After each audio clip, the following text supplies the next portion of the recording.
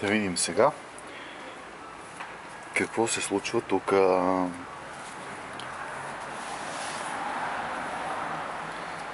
Прането е пространно.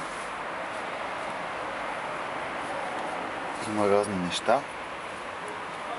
Ох, леле. Ох, маманана. Да. В момента, в който вашата котка стане изтривалка, значи лятото е дошло. Дошло ли е лятото, Пухчо?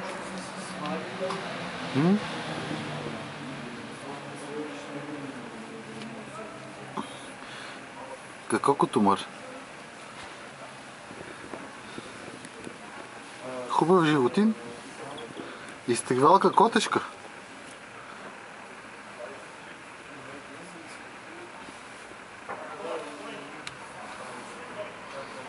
Кефиш ли се, гадина, а? Хапеш, а?